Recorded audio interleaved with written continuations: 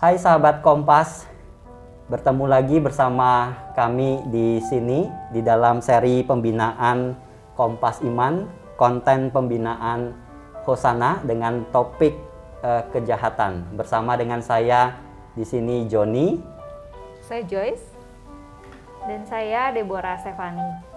Oke, kita akan membaca beberapa pertanyaan menarik terkait dengan topik kejahatan. Saya mulai dari yang pertama ya. Yang pertama, Kak Deborah, ini ada pertanyaan, kita sering mendengar di televisi mengenai kasus-kasus yang membuat kita takut. Ada kasus seorang meracuni temannya, si Mirna ya. Iya. Ada juga sate racun yang dimakan keluarga ojek online dan sampai memakan korban. Nah, kemudian saat pandemi bulan Juli yang lalu, ada oknum yang sampai tega menyunat dana bansos untuk masyarakat kecil. Nah, pertanyaan dari teman kita, kenapa manusia bisa menjadi sedemikian sadis atau kejamnya?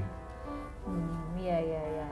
Gimana, tentunya Kak? Yang Pak Joni tadi sebutin itu hanya contoh kecil dari, ya pasti kita tahu ya banyak sekali di dunia ini memang sampai hari ini terjadi tindakan yang kriminal, kejahatan yang kalau yang tadi disebutin kan yang viral ya, yang nggak viral kita nggak tahu ya, tapi kan banyak pasti juga ya. Banyak juga ya, ya itu sih kalau misalkan kita meyakini, kitab juga mengajarkan bahwa itu adalah akibat dari dosa sebenarnya.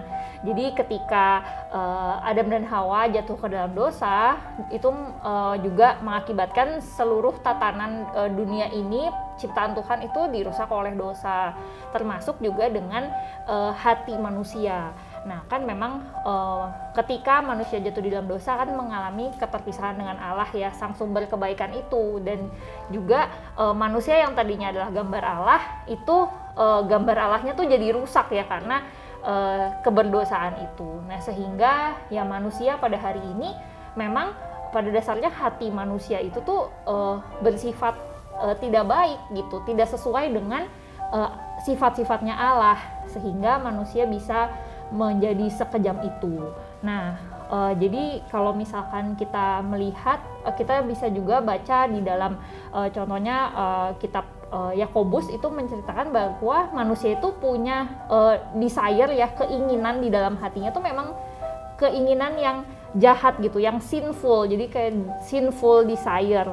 Sehingga kalau misalkan kita melihat bagaimana pada hari ini begitu banyak manusia yang bisa menjadi kejam, menurut saya ya tentunya adalah sesuatu yang kita sudah duga akan terjadi ya, karena memang manusia di dalam hatinya itu punya keinginan tuh yang bersifat berdosa. Berarti apakah kita ini juga adalah manusia yang jahat gitu dong ya gitu. Tapi saya mengenal Pak Joni dan Ibu Joyce nggak jahat sih gitu ya. Nah kenapa bisa gitu? Nah menurut saya itu juga kita bisa lihat di dalam firman Tuhan, yaitu adalah karena kita adalah orang percaya yang ada Roh Kudus di dalam hati kita. Sebenarnya bukan cuma kalau di dalam hati orang percaya kan Roh Kudus ya, itu yang membuat kita tuh pasti kalau misalkan bagi kita yang ketika kita ada keinginan untuk kita melakukan sesuatu yang jahat sesuai dengan sinful desire kita, itu tuh Roh Kudus akan berbicara kepada kita untuk ya mencegah kita melakukan dosa, melakukan hal-hal yang sesuai dengan desire kita yang sinful itu.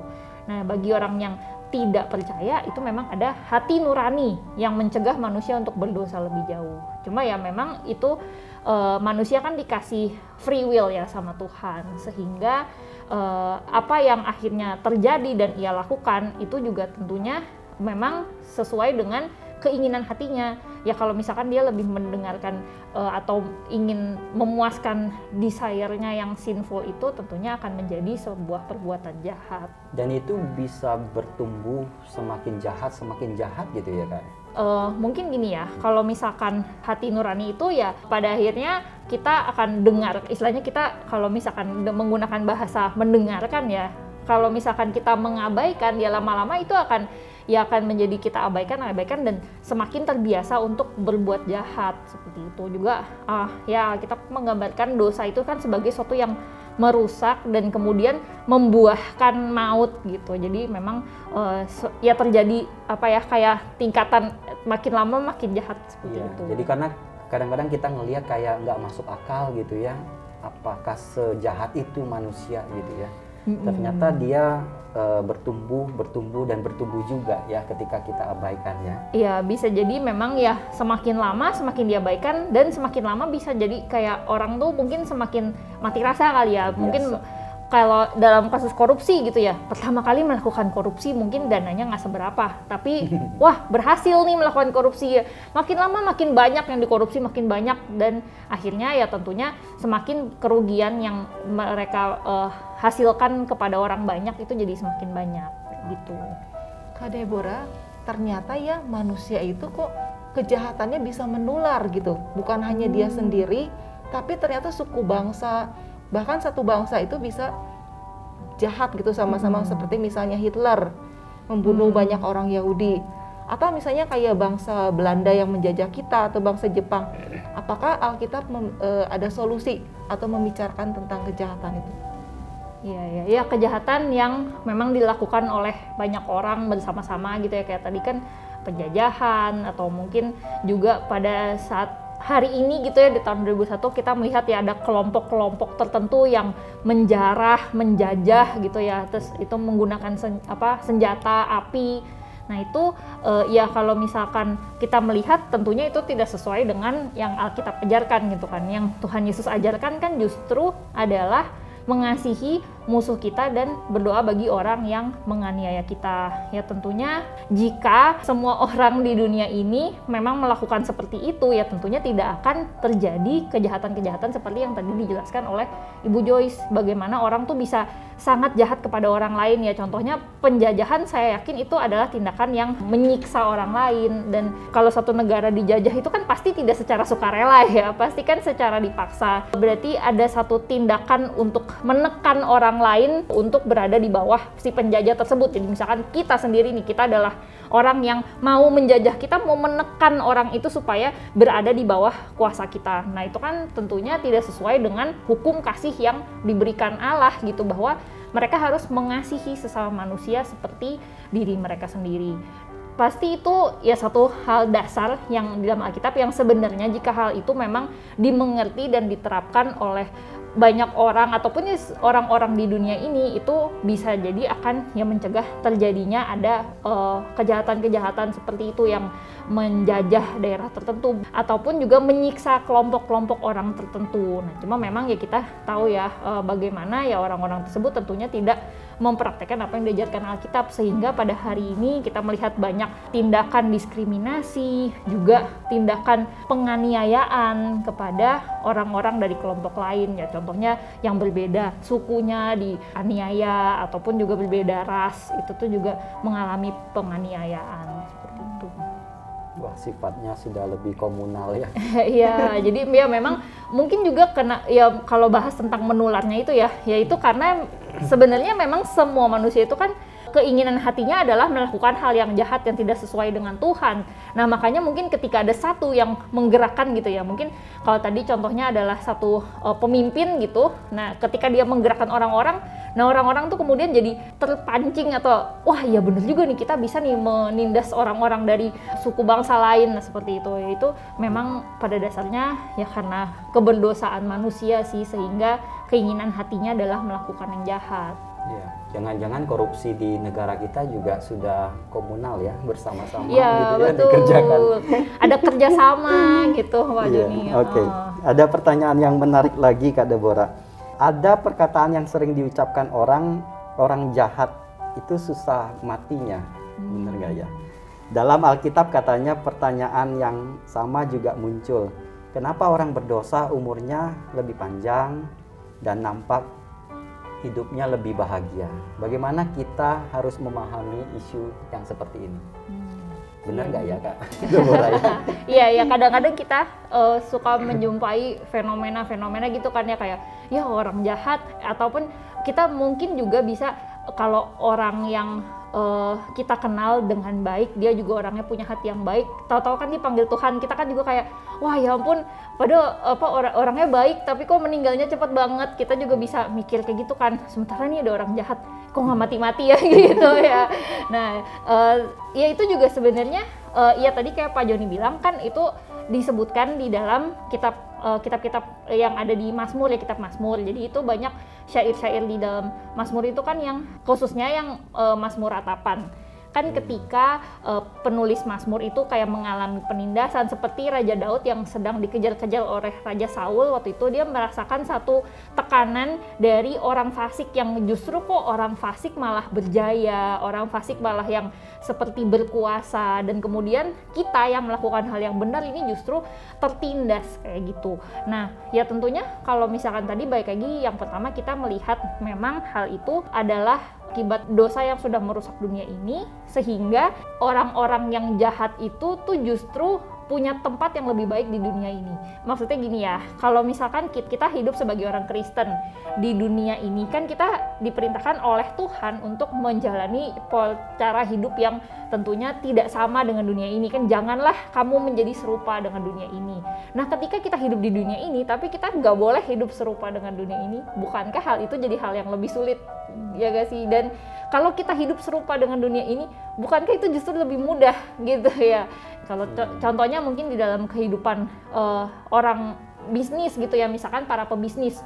Bagi para pebisnis yang menggunakan cara curang, menyuap, menggunakan menipu atau sebagaimana, itu kan tentunya lebih gampang untuk memperoleh keuntungan daripada yang pakai cara yang jujur, mengikuti birokrasi gitu ya.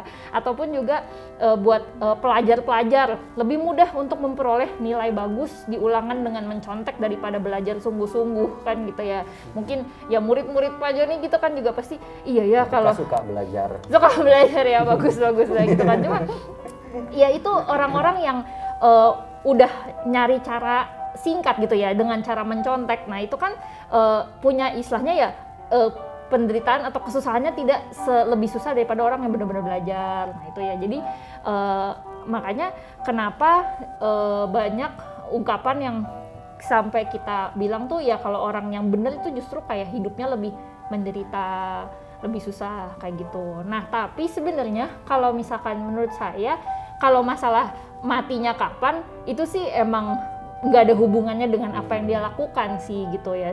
Cuma mungkin aja begini nih, kalau misalkan orang yang jahat itu siapa tahu memang Tuhan kasih kesempatan dia untuk hidup lebih lama supaya ada waktu dia buat bertobat gitu. Jadi memang ya mungkin memang Tuhan menunggu dia untuk kembali kepada Tuhan gitu. Jadi ya itu kita nggak tahu ya, tapi kan itu bisa saja terjadi. Siapa tahu memang ada orang-orang jahat yang ya Tuhan tuh masih memberikan kesempatan untuk kembali, makanya mungkin kita menganggap wah ini orang jahat sekali tapi nggak mati-mati gitu. Tapi kan kalau misalkan orang-orang yang baik siapa tahu ya memang Tuhan wah ya waktu kamu sudah selesai di dunia ini, kamu sudah menjadi berkat dengan pelayanan kamu, dengan pekerjaan dan sebagai macamnya. Cuma ya memang nggak ada kaitannya sih kalau misalkan kayak wah dia orang baik pasti matinya cepet gitu kan, nggak juga. Kita semua kan mau jadi orang baik kita, cuma memang tidak ada hubungannya. Cuma bisa jadi memang ya Tuhan masih kasihkan kita kan hidup itu kan, hidup hati kita kan di tangan Tuhan. Jadi ya kalau buat orang-orang yang memang belum bertobat, siapa tahu ya Tuhan masih kasih kesempatan buat hidup karena Tuhan mau dia bertobat kayak gitu. Tapi ya Kak Deborah ya, kita sebagai orang Kristen ya, mungkin kita tuh jadinya gimana ya, ngelihat orang kok jahat banget kita ikut menderita gitu. Iya. Udah gitu ya. Kita kan sebagai orang Kristen ya pengen sepertinya ikut perintah Tuhan, betul? Tapi kita ditolak nanti sama dunia. Ya enggak, kalau kita ikut dunia, kita nggak menyenangkan hati Tuhan gitu. Jadi gimana sebaiknya kita orang Kristen itu dalam meresponi kejahatan di dunia? Apa yang mesti kita lakukan gitu? Kalau misalkan kita sebagai orang Kristen ya tentunya kita kan punya prinsip yang pastinya kalau untuk memilih nih, untuk memilih hidup serupa dunia atau tidak serupa dengan dunia, Bu Joyce dan Pak Joni mau pilih yang mana? Serupa Kristus. Serupa Kristus, ya. Nah itu kan mau pilih mana? Pilih mana Bu Joyce? sulit ya, pengen serupa Kristus juga. Nah itu kan, dan tentunya serupa dengan Kristus itu lebih susah daripada serupa dengan dunia. Ya tentunya lebih mudah untuk menjadi serupa dengan dunia. Ya mungkin jika, kalau menurut saya, jika kita melihat memang ada kejahatan yang dilakukan, kalau misalkan ada sesuatu yang kita bisa lakukan tapi kita tidak melakukannya, itu juga menurut saya bukan orang Kristen yang baik. Jadi misalkan contohnya ya mungkin gini ya, pada hari ini kita mendengar berita tentang penderitaan ataupun penganiayaan yang terjadi di Afghanistan misalkan gitu. Apa yang bisa kita lakukan? Kita pergi ke Afghanistan untuk menyelamatkan orang-orang di sana, mungkin itu sesuatu yang tidak mungkin untuk kita lakukan.